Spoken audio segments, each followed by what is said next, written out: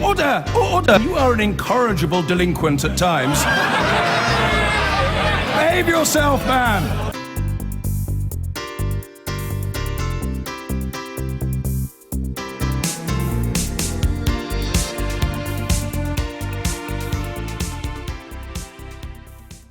And this morning, the new Foreign Secretary launches a campaign group calling for a hard Brexit in what appears to be an effort to put pressure on the Prime Minister. Boris Johnson calls for the return of control over borders, laws, money and trade from the EU to the UK.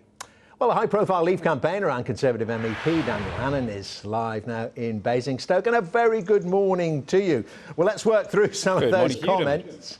What about Liam Fox? Is he right about British business and them being in dereliction of duty to export more?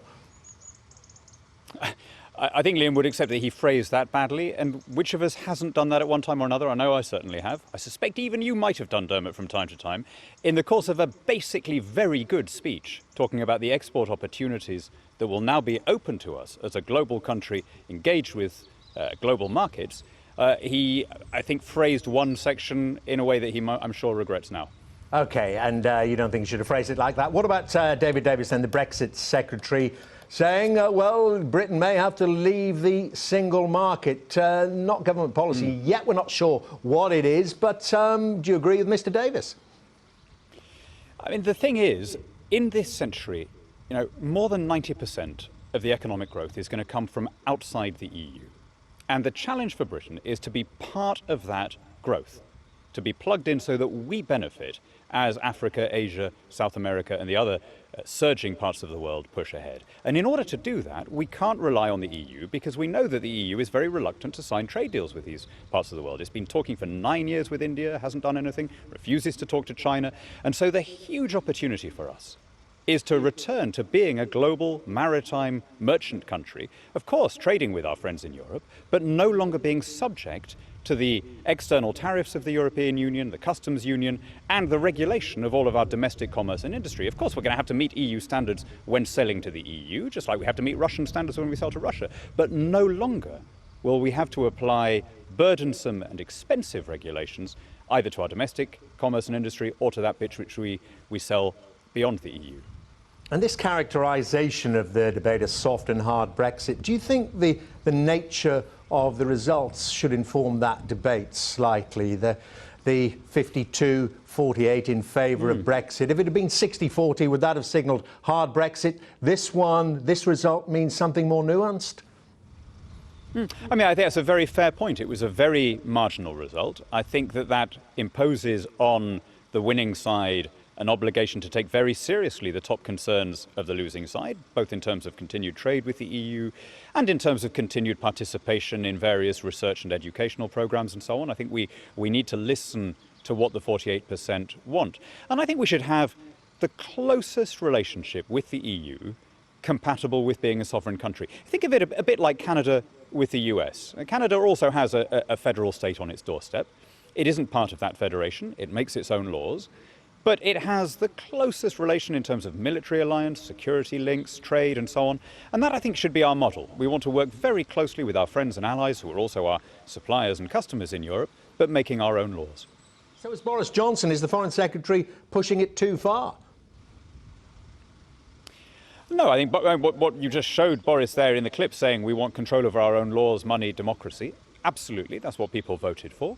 Having taken back control, that doesn't mean that we sort of, swan off and don't talk to our friends and neighbours.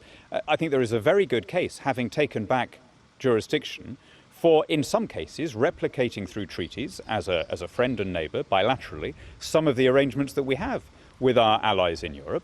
We're not talking about just having a trade relationship with them. We're going to have continued close intergovernmental cooperation, close military alliance and so on.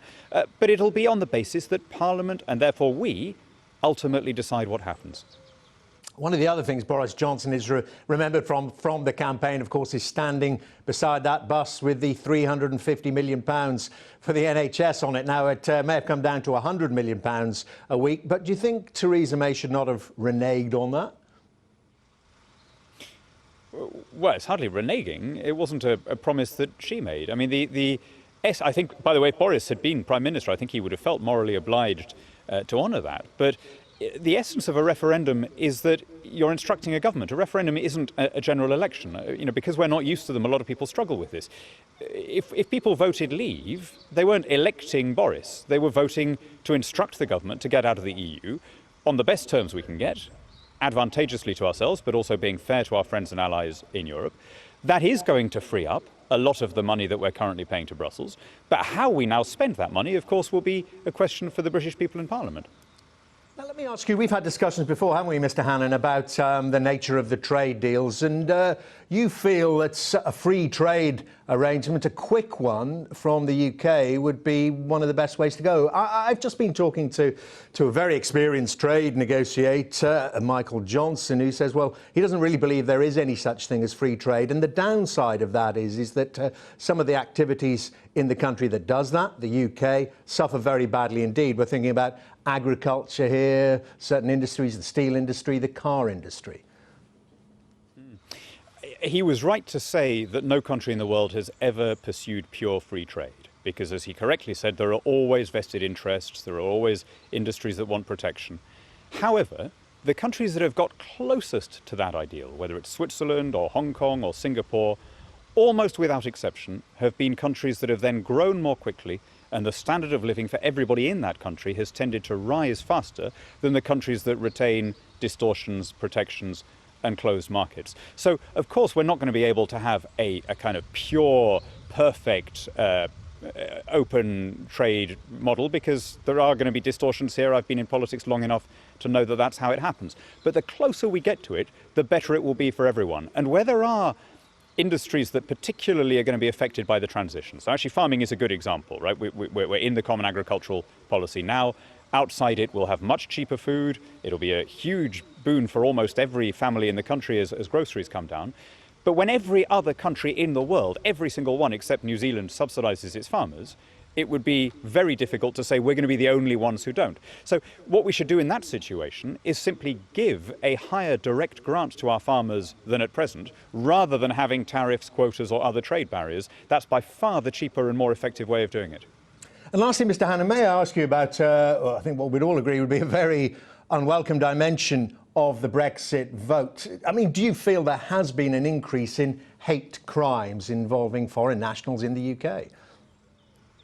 I mean, you phrased the question there as though it was a given, because you called it an unwelcome consequence. I don't accept that, and I think it's a tendentious thing to put the question in the way that you do. There has been, for a long period, a rise in the reporting of hate crime incidents because of the way in which the police have their websites and treat every report as an incident. There hasn't been any increase in the number of cases referred for prosecution. And some of the cases that the media have jumped on have turned out to have nothing to do with Brexit at all. So there was a huge fuss about those plankton in Newcastle who had to send them all back, repatriation banner. Those idiots have been doing that every weekend outside the town hall in Newcastle for years. It was nothing to do with Brexit. Similarly, there was a case that was supposedly about Brexit-inspired anti-Polish graffiti. It turned out not to have been anything of the kind. So I think there has been some slightly irresponsible reporting of this. Of course, any kind of intolerance, any kind of hateful incident doesn't need, it goes without saying that we all condemn that. But to insult 52% of the British electorate by suggesting that there is some connection between voting to take back our laws and being unpleasant to people who have made their lives here, I think that's an extremely dangerous way of going. OK, good talking to you, Mr. Hannan. Thank you very much indeed. Daniel Hannan there in Basingstoke.